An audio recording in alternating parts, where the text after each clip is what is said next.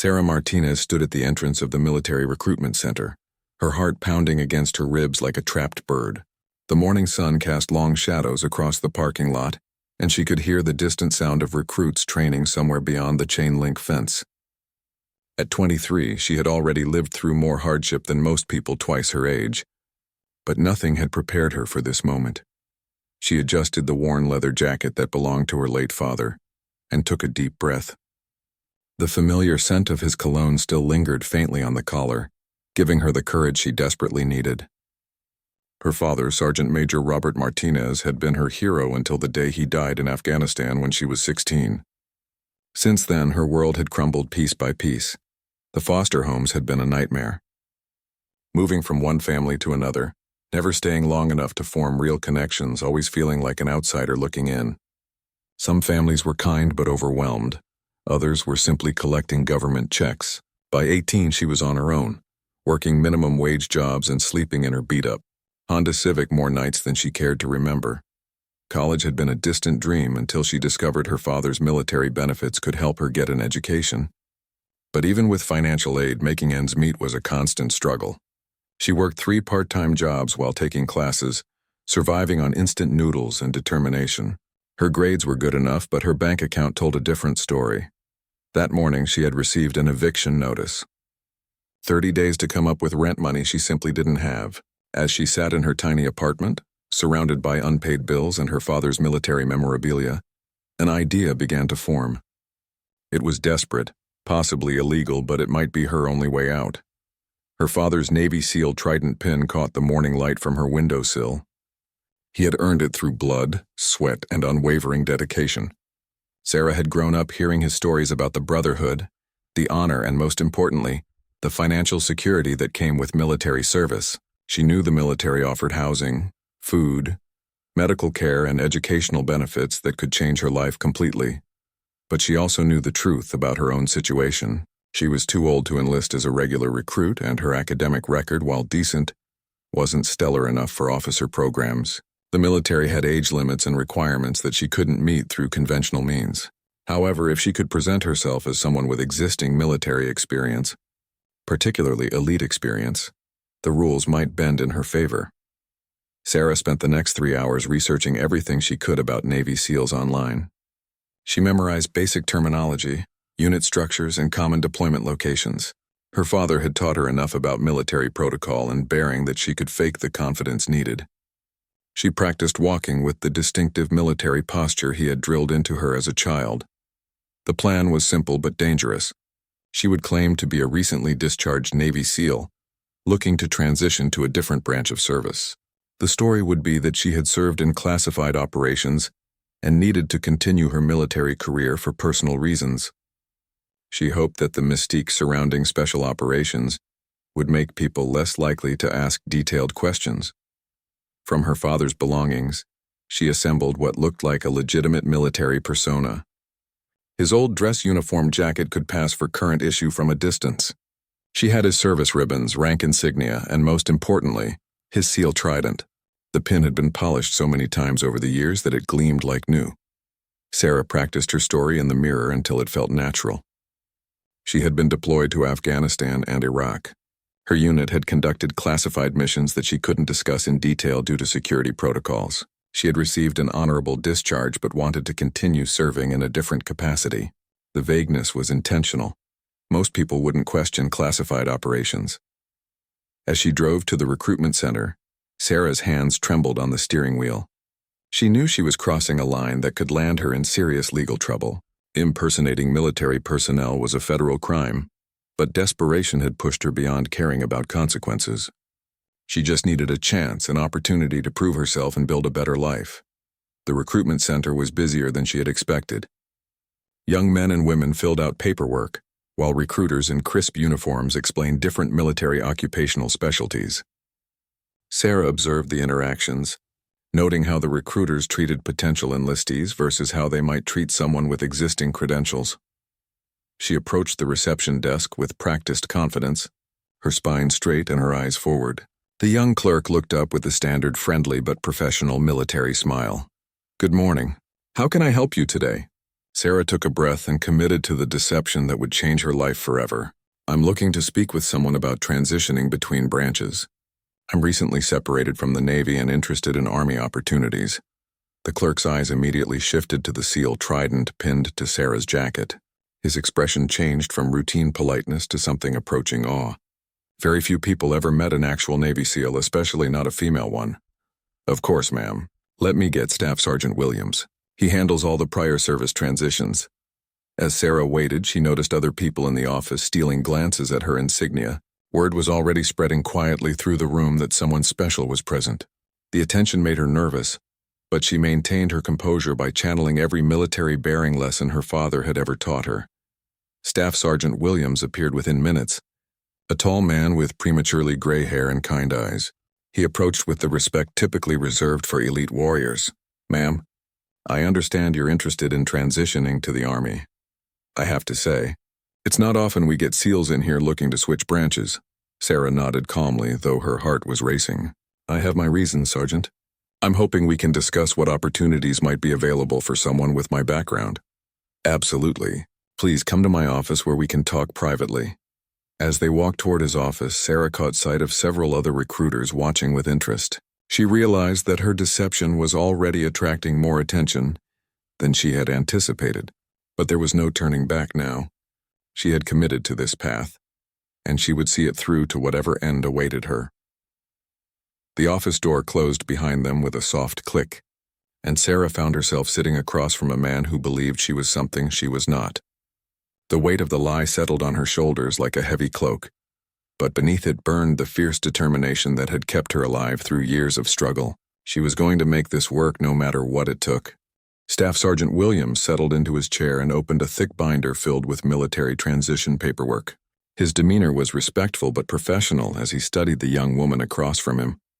Something about her seemed different from the typical prior service personnel who came through his office, but he couldn't quite put his finger on what it was. So, Miss Martinez, tell me about your time in the teams, he said, using the informal term for SEAL units. What made you decide to leave the Navy? Sarah had rehearsed this answer dozens of times, but speaking it aloud to someone who believed her was entirely different. Personal reasons mainly. I lost my father recently and I need to be closer to family on the East Coast. The Navy couldn't guarantee me the assignment I needed. Williams nodded sympathetically. I'm sorry for your loss. Family comes first, I understand that completely. What was your rate in the Navy? Sarah's research had prepared her for this question. Special Warfare Operator First Class, she replied, using the official designation for Navy SEALs. I specialized in maritime operations and small unit tactics. The recruiter made notes in his file, clearly impressed. Outstanding. With your background, you'd probably be interested in our Special Forces or Ranger programs. The Army has excellent opportunities for someone with your skill set. Actually, Sarah said carefully, I was hoping for something a bit different. Maybe military intelligence or logistics. I've had enough of direct action for a while. Williams looked surprised but didn't question her choice. Combat veterans often wanted different types of service after experiencing the stress of special operations. That's completely understandable. Let me walk you through some options. For the next hour, they discussed various Army career fields. Sarah found herself genuinely interested in the opportunities being presented. The recruiter explained training programs, educational benefits, and advancement possibilities that seemed almost too good to be true. Everything she had hoped the military could provide was being laid out before her. Now, I'll need to verify your service records before we can move forward, Williams said, reaching for a phone. Standard procedure for all prior service applicants. Sarah's blood turned cold, but she maintained her composure. Of course. Though you should know that some of my records are classified. My unit conducted operations that are still under security review. Williams paused with the phone halfway to his ear. Understood. I'll start with the basic verification and see what we can access. What was your service number? Sarah had anticipated this moment. I'd prefer to handle the records verification through my former command. There are protocols for SEAL transfers that need to be followed properly. The recruiter nodded, though Sarah noticed a slight frown cross his face. I understand the sensitivity, but we'll need some kind of documentation to move forward. Can you provide any discharge paperwork or orders? I can get them, Sarah said quickly. I just need a few days to coordinate with my previous command. They're very particular about how information is released. Williams set down the phone and leaned back in his chair. Ma'am, I hope you understand that I have to follow proper procedures. Prior service transitions require verification, especially for special operations personnel. Sarah nodded, projecting more confidence than she felt. Absolutely. I wouldn't expect anything less. How about this? I'll contact my former unit today and have them send the appropriate documentation directly to you. In the meantime, maybe you could start the initial paperwork. The recruiter seemed to consider this. I suppose we could begin the preliminary process. But nothing moves forward without proper verification. Understood completely. Williams pulled out a new set of forms. Let's start with basic information then. Current address, emergency contacts, that sort of thing. As Sarah filled out the paperwork, she noticed other recruiters finding excuses to walk past the office.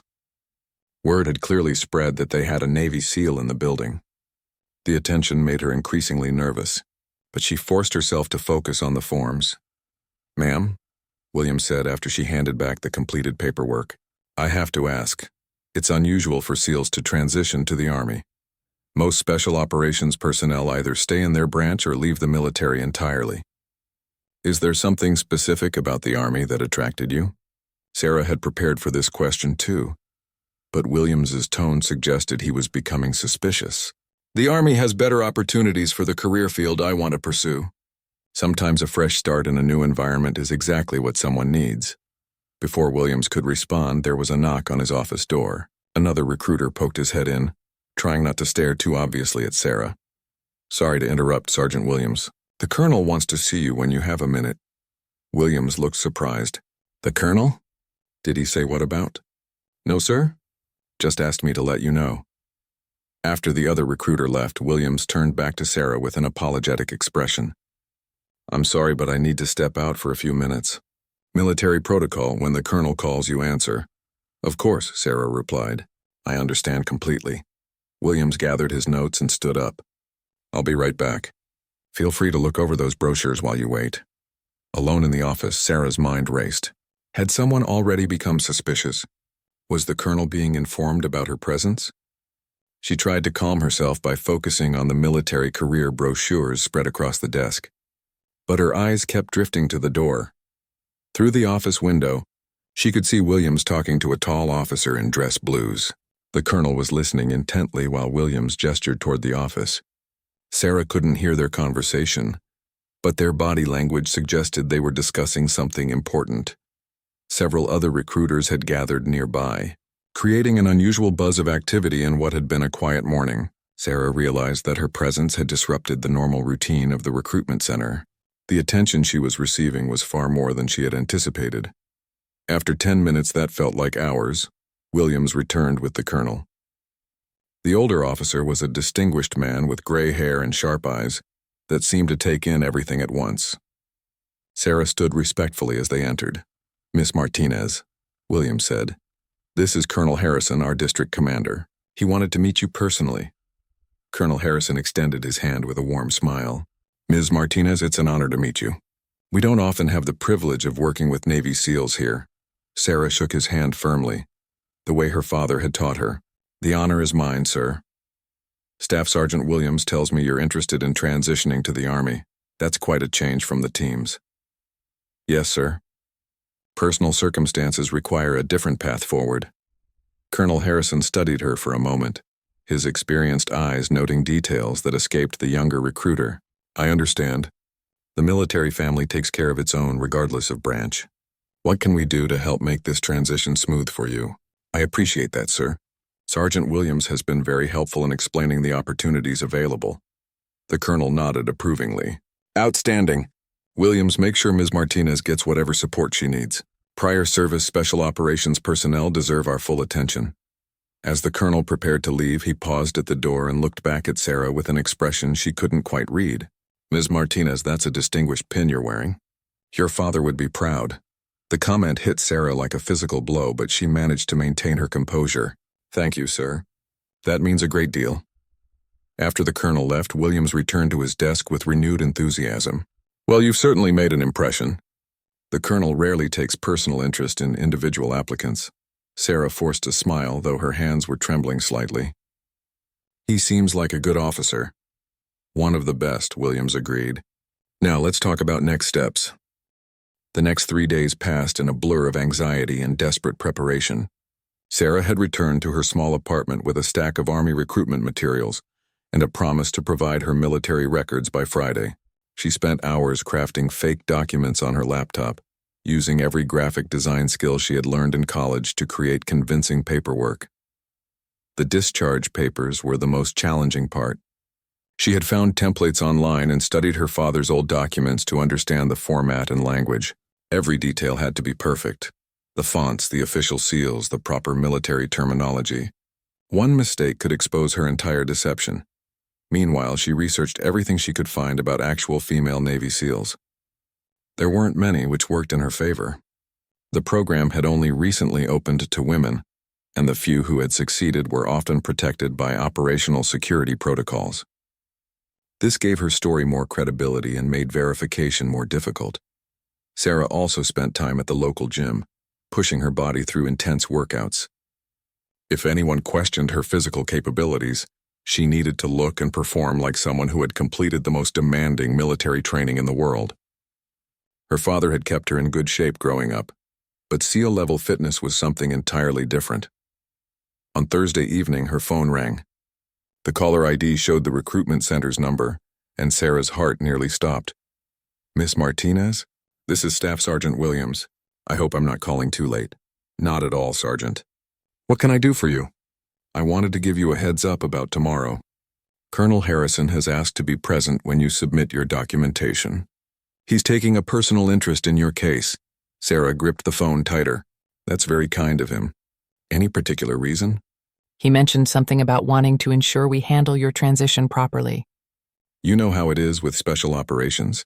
There are protocols that regular recruiters might not be familiar with." "I understand completely." "Also," Williams continued, "we'll have someone from the military police station here tomorrow, just for the verification process. Standard procedure when we're dealing with classified records." The news hit Sarah like a sledgehammer. Military police meant real investigators who would know how to spot fake documents. Her carefully crafted plan was about to face its most serious test. "Of course," she managed to say. "What time should I be there?" 1000 hours. "Oh, and Miss Martinez, you might want to bring any other documentation you have. Service medals, unit citations, anything that might help with the verification process." After ending the call, Sarah sat in her darkened apartment staring at the fake documents spread across her table. The weight of what she was attempting finally hit her fully. She wasn't just lying to a recruiter anymore. She was about to face military police and a colonel who clearly suspected something. But backing out now wasn't an option. She had already committed too deeply to the deception, and her desperate circumstances hadn't changed. The eviction notice was still taped to her refrigerator, and her bank account still showed $37.16. Sarah spent that night adding final touches to her documents and rehearsing her story one more time. She practiced answering detailed questions about SEAL training, deployment locations, and unit structures. Every response had to sound natural and confident. Friday morning arrived gray and drizzly, matching Sarah's mood as she drove to the recruitment center. She had dressed in dark slacks and a conservative blouse with her father's SEAL trident pinned prominently to her lapel. The weight of the pin felt heavier than usual, as if it knew the burden of deception it was carrying. The recruitment center was quieter than before, but Sarah noticed several official-looking vehicles in the parking lot. One had military police markings, confirming that this meeting was going to be far more serious than her initial visit. At the reception desk, the same young clerk looked up with recognition. "Good morning, Miss Martinez. They're waiting for you in conference room B." "They?" Sarah asked, though she tried to keep her voice casual. "Colonel Harrison, Staff Sergeant Williams, and Chief Warrant Officer Peterson from the MP station. Right down the hall, second door on your left." Sarah's legs felt unsteady as she walked down the hallway. Through the conference room's glass window, she could see 3 men in uniform seated around a table. Documents were spread before them, and their expressions were serious and professional. She knocked twice and entered when Colonel Harrison called out. All 3 men stood as she entered, a show of respect that made her deception feel even more terrible. "Miss Martinez, thank you for coming," Colonel Harrison said. "Please have a seat. I'd like you to meet Chief Warrant Officer Peterson. He'll be handling the verification process today. Peterson was a lean man with intelligent eyes and the bearing of someone who had spent years investigating military personnel. He nodded politely but said nothing as Sarah took her seat across from them. "I trust you were able to obtain the documentation we discussed?" Williams asked. "Yes, I have everything here," Sarah replied, placing a manila folder on the table. Her hands remained steady despite the storm of nerves inside her. Colonel Harrison gestured to Peterson. "Chief Peterson will review your records and coordinate with Navy personnel records. This is standard procedure for all special operations transfers." Peterson opened the folder and began examining the documents with the methodical attention of a professional investigator. Sarah watched his face for any sign of recognition that the papers were fraudulent, but his expression remained neutral. "These look comprehensive," Peterson said after several minutes. "Discharge orders, service record brief, security clearance documentation. Everything appears to be in order at first glance." Sarah allowed herself a small breath of relief, but Peterson wasn't finished. "However, I'll need to run these through official channels for verification. The Navy maintains strict control over SEAL personnel records, and there are specific protocols for accessing them." "Of course," Sarah replied. "I would expect nothing less." Colonel Harrison leaned forward slightly. "Miss Martinez, while we're waiting for verification, would you mind if I asked you a few questions about your service? Just to help us better understand how to support your transition." This was the moment Sarah had been dreading. Direct questions from an experienced officer who would know if her answers didn't ring true. "I'd be happy to answer what I can, sir, though I'm sure you understand that some aspects of my service remain classified." "Absolutely. Let's start with something simple. What was your favorite part about being in the teams?" Sarah had prepared for this type of question, but Colonel Harrison's tone suggested there was more to it than casual conversation. "The brotherhood, sir. The knowledge that you could depend completely on the people next to you. There's nothing quite like that level of trust and commitment." The colonel nodded approvingly. "That's exactly what I would expect to hear. The bonds formed in special operations are unlike anything else in the military." Peterson had been taking notes while examining the documents. "Miss Martinez, I notice your security clearance is listed as top secret with SCI access. That's quite high level. What type of operations required that level of clearance?" Sarah felt sweat beginning to form on her forehead. "I'm not able to discuss specifics, sir, but it involved intelligence gathering and direct action missions in sensitive areas." "Of course. I'm just trying to understand the scope of your experience." For the next 20 minutes, the three officers asked increasingly detailed questions about her supposed military service. Sarah answered as best she could, drawing on her research and her father's stories. But she could sense that something was shifting in the room's atmosphere. Finally, Colonel Harrison sat back in his chair and exchanged glances with the other two men.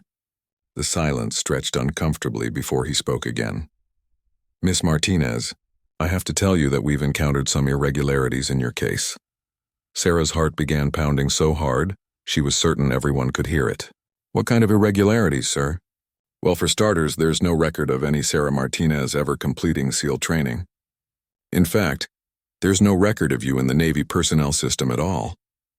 The room fell silent except for the humming of fluorescent lights overhead. Sarah's carefully constructed deception was crumbling around her, and there was nowhere left to run. Sarah's mouth went completely dry as the weight of Colonel Harrison's words settled over the conference room. The fluorescent lights seemed to buzz louder, and she could hear her own heartbeat drumming in her ears. 3 pairs of eyes were fixed on her, waiting for an explanation that she couldn't possibly give. "I'm not sure I understand, sir," she managed to say, though her voice sounded foreign to her own ears. Chief Warrant Officer Peterson leaned forward, his investigator's instincts fully engaged now. "Miss Martinez, we ran a preliminary check on your service number. It doesn't exist in the Navy database. We also contacted the Naval Special Warfare Command, and they have no record of anyone by your name completing SEAL training." Sarah felt the walls closing in around her. Every escape route she had imagined was being systematically blocked. There must be some mistake. My records might be under a different classification level. Colonel Harrison's expression had shifted from respectful to concerned. "We considered that possibility, but even classified personnel have basic service records that can be verified through proper channels. Your name doesn't appear anywhere in the system." Staff Sergeant Williams looked genuinely confused and disappointed. "Ma'am, I'm having trouble understanding what's happening here." Are you saying the Navy made some kind of error? Sarah's mind raced desperately for a plausible explanation. It's possible my records were transferred incorrectly when I was discharged. Or maybe there's a security hold on them that's preventing normal access. Peterson shook his head. Miss Martinez, I've been handling military records for 15 years. What you're describing doesn't happen. Service members don't just disappear from the system. The truth was becoming undeniable, and Sarah could see the exact moment when all three men realized what was really happening. Colonel Harrison's face hardened as the implications sank in. Miss Martinez, the colonel said in a voice that had dropped several degrees in temperature, I'm going to ask you a direct question, and I need an honest answer. Did you ever serve in the United States Navy? Sarah looked around the table at three men who had shown her respect and kindness, believing her to be something she was not. The shame was overwhelming, but there was no point in continuing the lie. No, sir, she whispered. I never served in the Navy. The silence that followed was deafening. William stared at her in shock.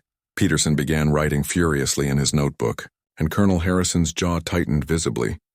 So you're telling us, the colonel said slowly, that you've been impersonating a Navy SEAL? Do you have any idea how serious that is? Yes, sir. I know it was wrong. Peterson's voice was sharp when he spoke. Miss Martinez, impersonating military personnel is a federal crime. Claiming to be a Navy SEAL while wearing unauthorized insignia could result in significant jail time. Sarah felt tears beginning to form in her eyes, but she fought them back. I understand that, sir. Colonel Harrison stood up and began pacing behind his chair. What I don't understand is why. Why would someone risk federal charges to impersonate a SEAL? What could possibly be worth that kind of risk? For the first time since the interrogation began, Sarah felt a flash of her old defiance. Because I'm desperate, sir. Because I've been living in my car half the time.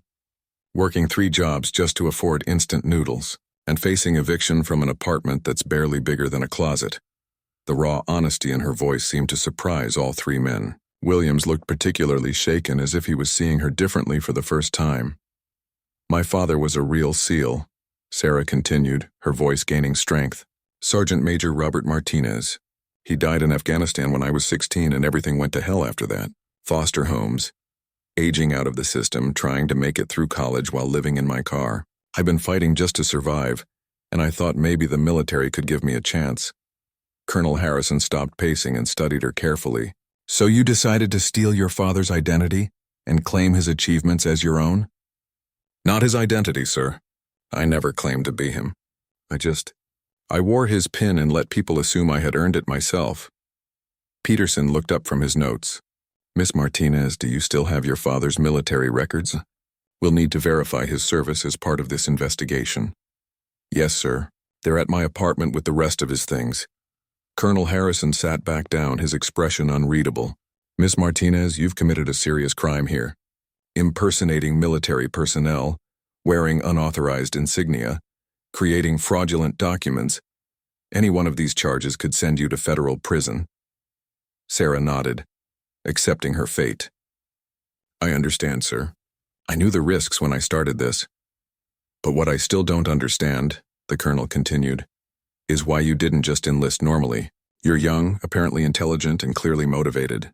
Why not go through proper channels? Because I'm too old for most programs, sir. And my academic record isn't good enough for officer training. I needed options that I didn't have through normal enlistment. Williams shook his head in disbelief. Ma'am, age requirements aren't absolute barriers. There are waivers, special programs, prior service opportunities. You could have talked to a recruiter about legitimate options. I did talk to recruiters, Sergeant, at 3 different stations over the past year. They all told me the same thing. I didn't qualify for the programs I wanted, and the jobs I could get wouldn't solve my financial problems. Peterson had been listening intently to this exchange.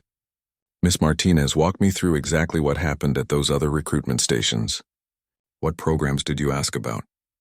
Sarah explained her previous attempts to enlist, describing the conversations with recruiters who had been polite, but ultimately unhelpful. She detailed the age restrictions, educational requirements, and financial realities that had led her to conclude that legitimate enlistment wasn't viable. Colonel Harrison and Williams exchanged glances as she spoke. Something in her story was resonating with them, though Peterson remained focused on the legal implications of her deception. Miss Martinez, Colonel Harrison said when she finished. It sounds like you received some incomplete information from those other recruiters. There are programs available that might have worked for your situation, but that's irrelevant now, sir. I've committed federal crimes. The damage is done. Peterson looked up from his notes again. That's true.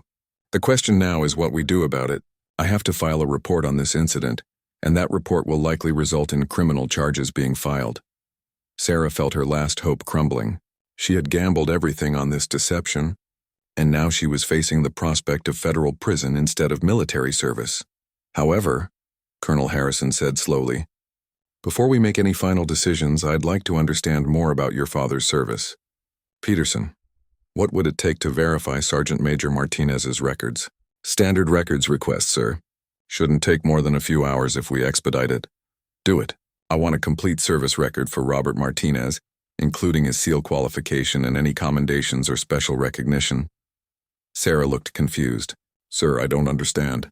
What does my father's service have to do with the charges against me? Colonel Harrison's expression softened slightly.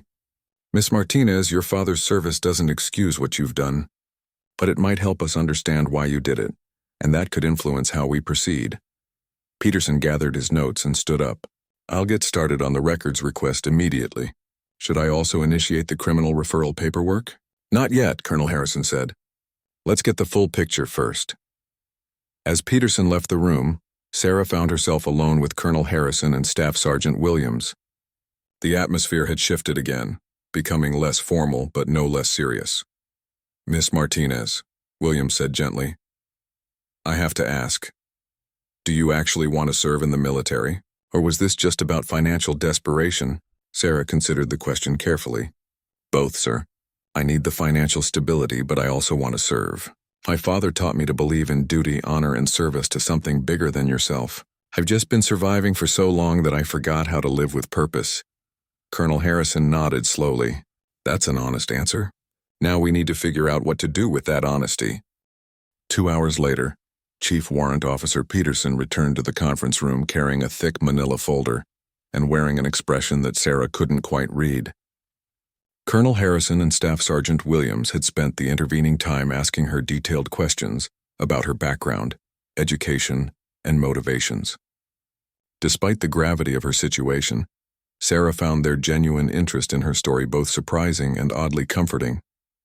Colonel, Peterson said as he entered, I have Sergeant Major Martinez's complete service record. You're going to want to see this. He spread the documents across the table with the careful precision of someone handling important evidence. Sarah recognized some of the papers from her father's personal collection, but there were many more official documents than she had ever seen. Robert Martinez served 22 years in the Navy. Peterson began, reading from the summary sheet. Enlisted in 1985, completed SEAL training in 1987, served with SEAL Team 3 and later SEAL Team 6. Multiple deployments to Panama, Iraq, and Afghanistan. Sarah listened with a mixture of pride and sadness as Peterson outlined her father's distinguished career. She knew the basics, but hearing the official record brought back memories of a man she had idolized as a child. He received numerous commendations, Peterson continued, Bronze Star with V device, Silver Star, Navy Cross, and several unit citations. According to these records, he was considered one of the most effective operators of his generation. Colonel Harrison studied the documents carefully. This is an impressive record. What about his death? Peterson's expression grew somber. Sergeant Major Martinez was killed in action in Afghanistan in 2010. He was leading a rescue mission to extract captured Army personnel when his unit came under heavy fire. According to the after-action report, he personally saved the lives of 3 soldiers before succumbing to his wounds. Sarah felt tears threatening again, but this time, they were tears of pride rather than shame. She had known her father died heroically, but she had never seen the official account of his final mission. There's something else, Peterson said, looking directly at Sarah. Sergeant Major Martinez left behind a daughter, Sarah Elena Martinez, born in 1994. According to his service record, he listed her as his sole beneficiary for all military benefits. Williams looked confused.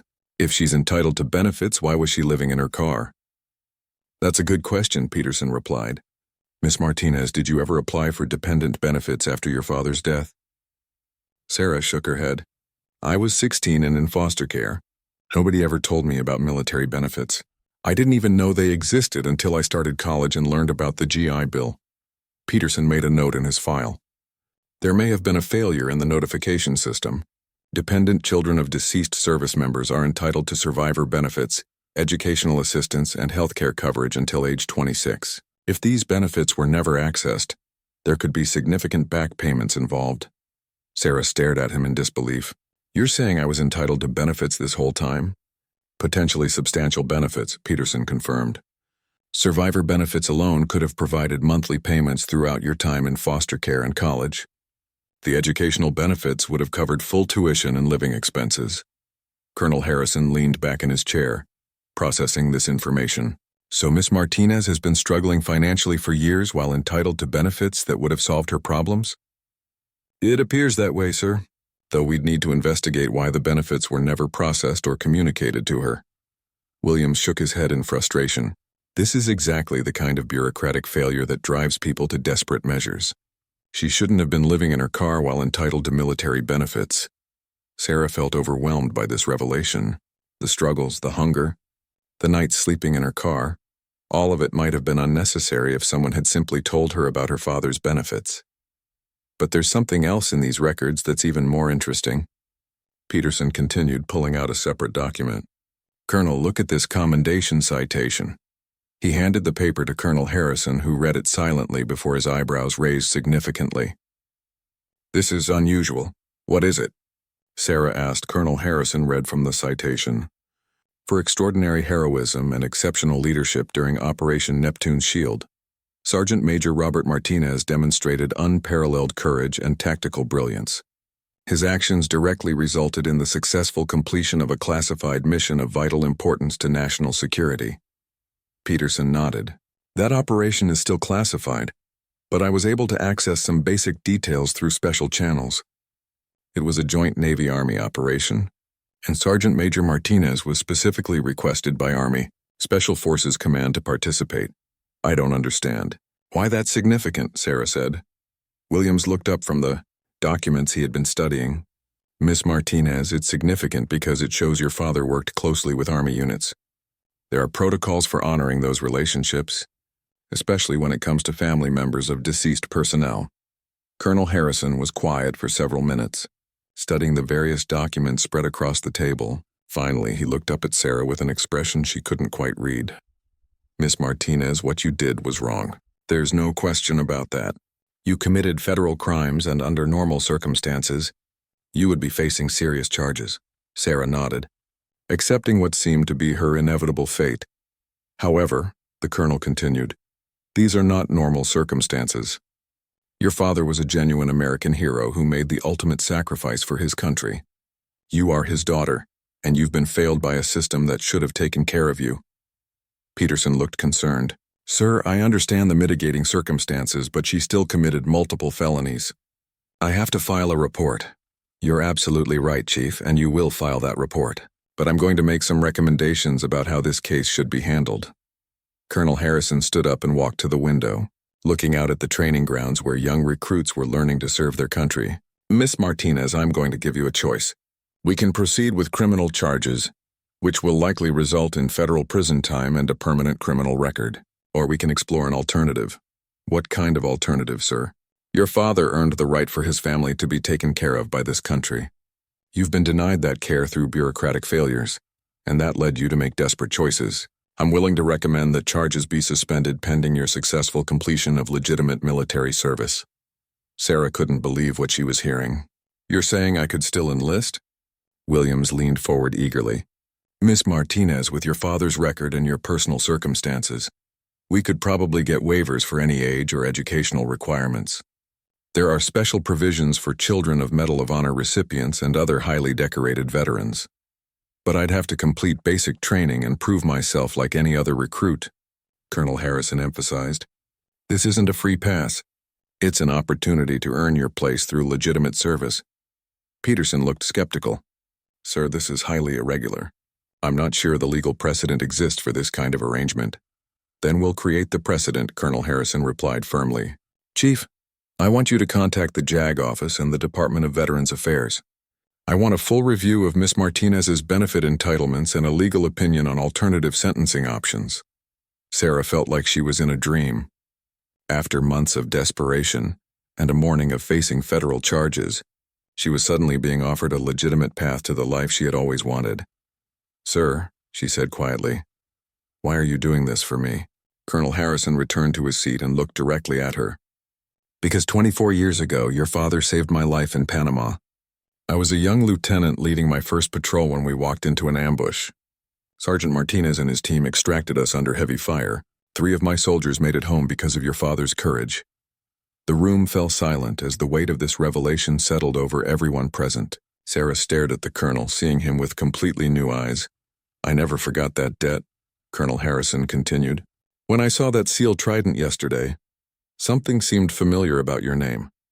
I spent last night reviewing old mission reports, and that's when I found the connection." Peterson closed his notebook and shook his head in amazement. "Sir, the odds of this coincidence are astronomical.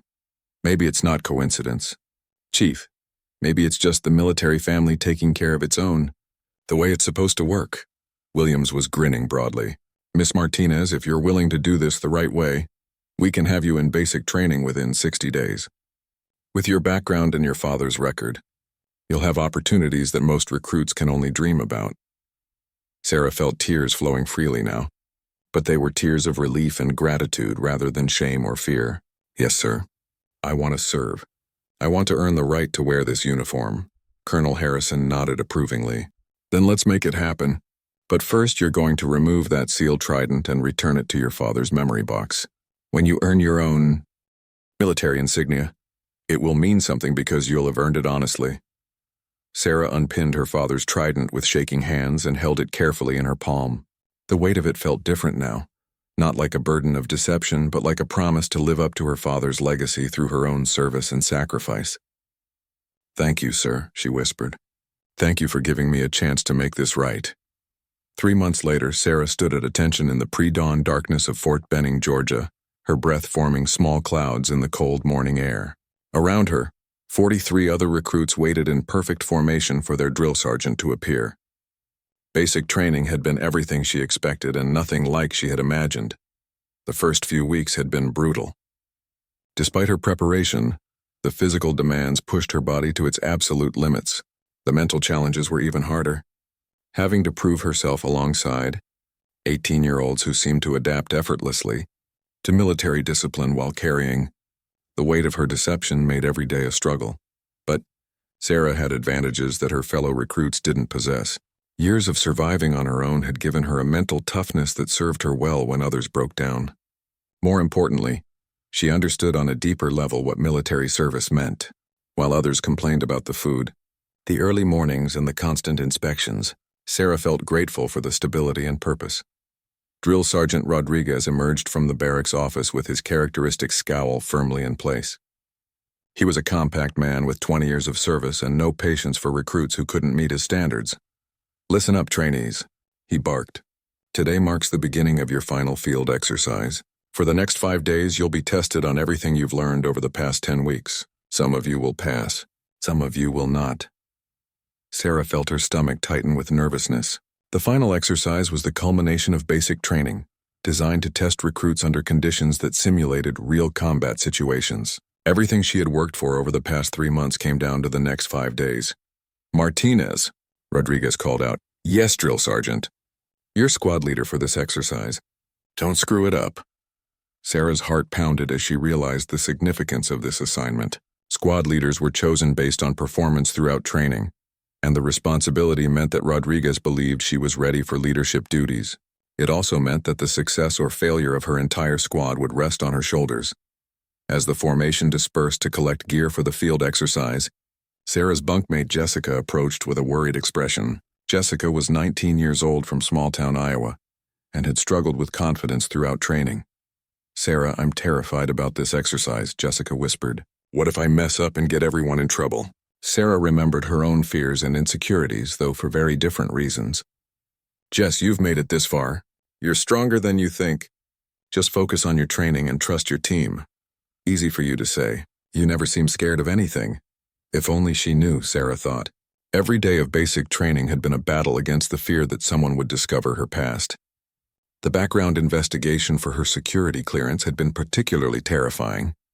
Though Colonel Harrison's recommendation and her father's record had apparently satisfied the investigators, the field exercise began at 500 hours with a 12-mile forced march to the training area. Sarah carried her own pack plus additional radio equipment as squad leader, but the weight felt manageable after months of conditioning.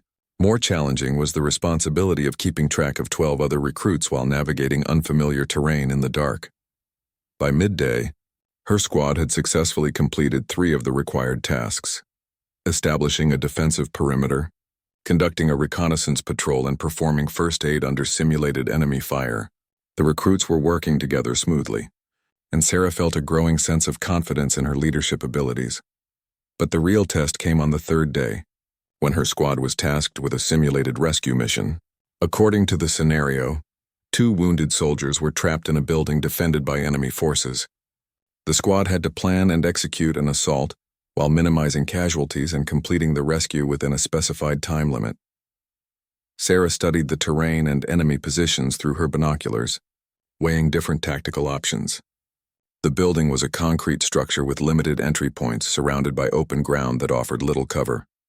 A direct assault would be costly, but time constraints made elaborate flanking maneuvers impractical. "What's the plan, squad leader?" asked Private Thompson, a former college football player who had initially resented taking orders from someone he considered an older, non-traditional recruit. Sarah had earned Thompson's respect over the weeks through consistent performance and fairness, but she knew that this mission would define her leadership in the eyes of the entire squad. "We're going to use a diversionary assault," she decided. "Team Alpha will create noise and movement on the north side to draw attention. Team Bravo will breach from the south while the enemy is focused on Alpha. I'll lead Bravo team." The plan was risky because it required precise timing and coordination. If the diversion failed to draw the defenders away, Bravo team would face concentrated enemy fire. If Bravo moved too early or too late, the entire mission could fail. Sarah positioned her teams and checked her watch. Everything depended on the next few minutes. "Alpha team, commence diversion," she whispered into her radio. Immediately, Thompson and his team began creating a distraction with simulated suppressive fire and movement.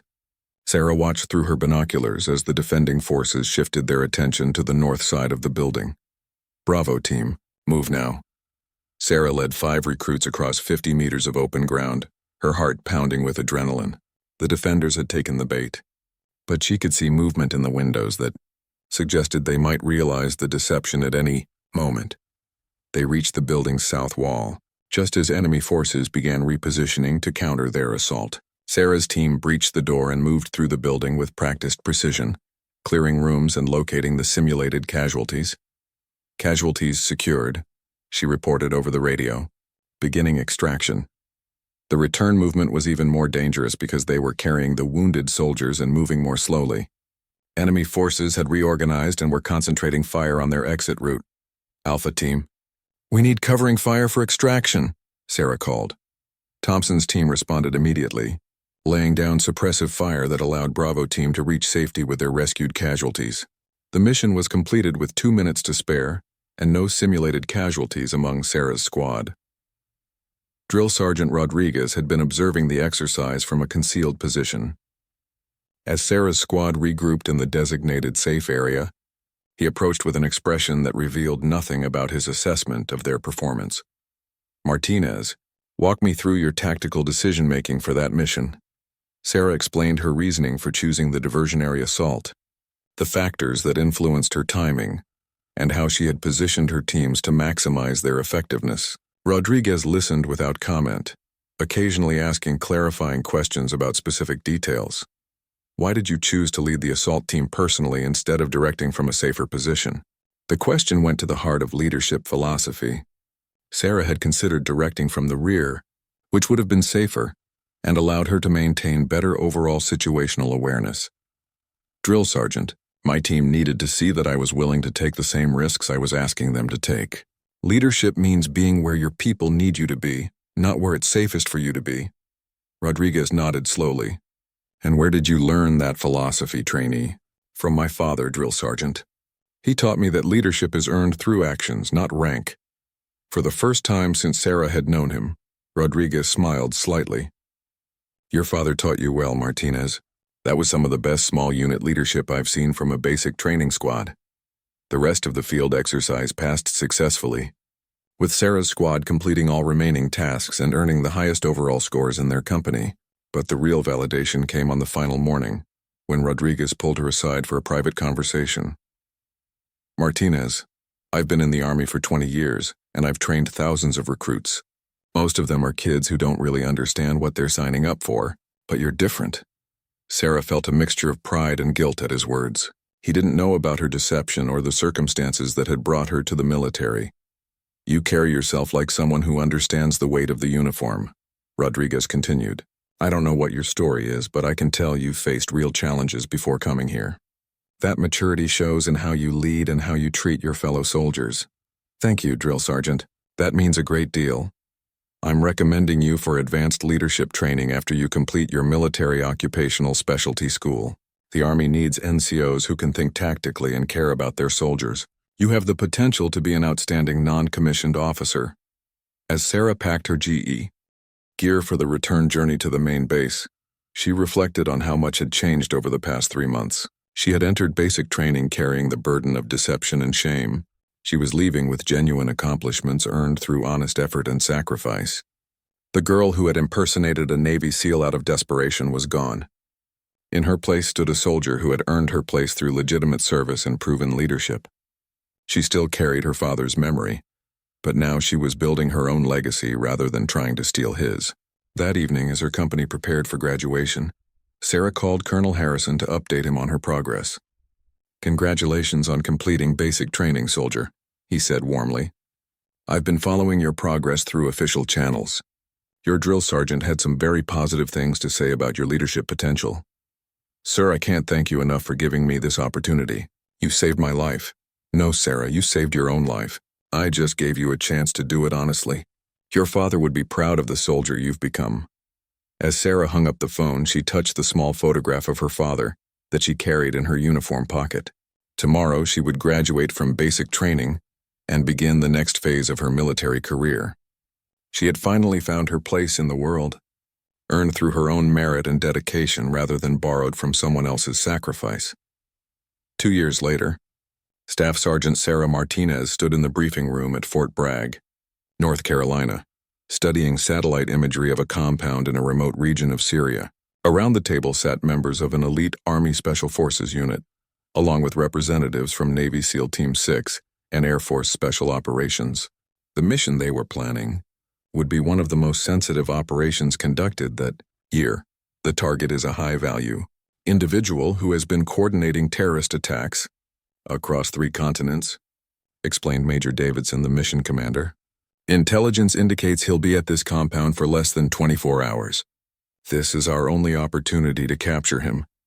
Sarah had been assigned to the mission as an intelligence analyst and Arabic linguist, roles she had earned through exceptional performance at military intelligence school and subsequent specialized training. Her rapid promotion to staff sergeant reflected both her natural abilities and the leadership qualities that had first emerged during basic training, but her presence at this briefing represented something much more significant. 2 years ago, she had been a desperate young woman impersonating a Navy SEAL out of desperation. Now she was sitting alongside actual special operations personnel as an equal, contributing to missions that would have seemed impossible during her darkest days. Staff Sergeant Martinez, Major Davidson said, turning to her, "What can you tell us about the compound's security procedures?" Sarah referenced her intelligence files and began outlining what surveillance had revealed about guard rotations, communication protocols, and defensive positions. Her analysis was thorough and professional, earning nods of approval from the seasoned operators around the table. "Excellent briefing, Staff Sergeant," said Chief Petty Officer Williams, a Navy SEAL with 15 years of experience. "Your intelligence work has been crucial to planning this operation." As the briefing concluded and team members dispersed to prepare their equipment, Chief Williams approached Sarah privately. "Martinez, I have to ask, your surname and your intelligence capabilities remind me of someone I served with years ago. Any chance you're related to Sergeant Major Robert Martinez?" Sarah felt the familiar tightness in her chest that always accompanied mentions of her father. But now it was accompanied by pride rather than shame. Yes, Chief, he was my father. William's expression immediately changed to one of deep respect. Your father was a legend. I was a junior petty officer when I first worked with him in Iraq. He taught me more about small unit tactics in 6 months than I learned in the previous 3 years. Thank you.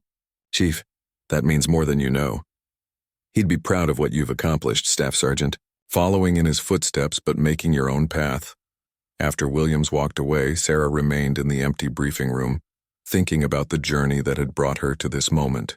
The path from deception to legitimate achievement had been longer and more difficult than she had ever imagined, but each challenge had made her stronger. Her phone buzzed with a text message from Colonel Harrison, now promoted to Brigadier General and serving at the Pentagon. Saw your name on the mission roster. Outstanding work, soldier. Your father's legacy lives on through your service. Sarah smiled as she typed her response. Thank you, sir. I'm finally where I belong. The mission launched 12 hours later under cover of darkness. Sarah's role was to remain at the forward operating base, providing real-time intelligence analysis and translation services as the assault team moved toward their target. She monitored multiple communication channels, satellite feeds and intelligence reports, synthesizing information that could mean the difference between mission success and catastrophic failure. Base, this is Alpha Team, came the voice of Major Davidson over the radio. We're approaching the compound. Request final intelligence update. Sarah quickly reviewed her screens and provided a concise brief on enemy positions, civilian presence, and any changes in the tactical situation. Her voice was calm and professional, though she knew that the operators depending on her information were walking into extreme danger. The assault proceeded flawlessly. Sarah tracked the team's movement through the compound, providing navigation assistance and real-time updates on threats. When the team encountered unexpected resistance, her quick analysis of intercepted communications helped them identify an escape route the terrorists were planning to use. Base. Target secured. Davidson reported after what felt like hours but had been only minutes, preparing for extraction. Outstanding work. Alpha Team. Extraction helicopter is en route to your position. As the team successfully completed their extraction, Sarah felt a deep sense of satisfaction that went beyond professional accomplishment. She had contributed meaningfully to a mission that would save innocent lives by removing a dangerous terrorist from the battlefield. This was the kind of service her father had dedicated his life to, and she was finally worthy of carrying on that tradition. The following morning, Sarah was summoned to the base commander's office. Colonel Peterson, the same man who had investigated her deception 2 years earlier, now promoted and assigned to Special Operations Command, was waiting with a serious expression. Staff Sergeant Martinez, please have a seat. Sarah felt a moment of old anxiety, wondering if somehow her past had caught up with her despite all the progress she had made. I wanted to personally commend you for your performance during last night's operation, Peterson continued. Your intelligence analysis was exemplary, and the assault team commander specifically requested that you be assigned to future missions of this type. Relief flooded through Sarah. Thank you, sir. It's an honor to support these operations. There's something else. The Army is implementing a new program for exceptional non-commissioned officers with intelligence backgrounds. It's called the Strategic Intelligence Leadership Program, and it would fast-track you for promotion to senior NCO ranks while providing advanced education opportunities. Sarah couldn't believe what she was hearing. Sir, are you recommending me for this program? I am, but I want you to understand what you'd be signing up for. This program leads to assignments at the highest levels of military intelligence. You'd be working directly with general officers and civilian leadership on matters of national security. I understand, sir. Peterson leaned back in his chair and studied her carefully. Sarah, 2 years ago you sat in my office as someone who had made terrible choices out of desperation. Today you're one of the most promising young intelligence professionals I've ever encountered. What changed? Sarah considered the question carefully. Sir, 2 years ago I was trying to be someone I wasn't. I was so focused on what I thought I deserved that I forgot about what I needed to earn. The military taught me that honor isn't something you can fake or steal. It's something you build through daily choices to do the right thing even when it's difficult. Peterson nodded approvingly. That's exactly the kind of maturity we need in senior leadership positions. The Program Acceptance Board will want to interview you next month. Are you interested? Yes, sir, absolutely. That evening, Sarah sat in her quarters writing a letter she had been putting off for months. It was addressed to the young woman who had been her bunkmate during basic training, Jessica, who had struggled with confidence, but had gone on to become an outstanding military police officer. Dear Jess, she wrote, I wanted to share some news with you and also thank you for something you probably don't even remember. During our field exercise and basic training, you told me I never seemed scared of anything. The truth is, I was terrified every single day, not of the training, but of being discovered as a fraud. Your confidence in me helped me believe that maybe I could become the person everyone thought I was.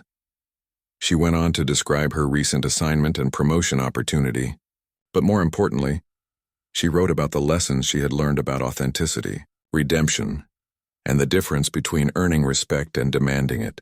As she sealed the letter, Sarah thought about the young woman who had walked into that recruitment center 2.5 years ago, wearing her father's seal trident and carrying the weight of desperate deception. That woman had been lost, angry, and willing to risk everything for a chance at a better life. The woman who sat in this room tonight was a respected professional, a proven leader, and a person of genuine integrity. She had taken the worst decision of her life and transformed it into the foundation for something meaningful and honorable. Sarah opened her desk drawer and pulled out her father's seal trident, which she had kept as a reminder of both his legacy and her own mistakes. Tomorrow she would return it to its place of honor among his military memorabilia, not as something she was trying to steal, but as something she had finally learned to respect properly. She had discovered that the greatest honor wasn't in wearing insignia she hadn't earned, but in earning insignia that reflected her own achievements. Her father's legacy lived on not through his pin on her uniform, but through the values he had instilled in her and the service she was rendering in her own right. Staff Sergeant Sarah Martinez had finally found her place in the world, not by pretending to be a hero, but by doing the daily work of becoming one. And tomorrow would bring new opportunities to serve with honor, integrity, and authenticity, the true hallmarks of military excellence that no one could ever take away from her, because she had earned them honestly, one difficult choice at a time.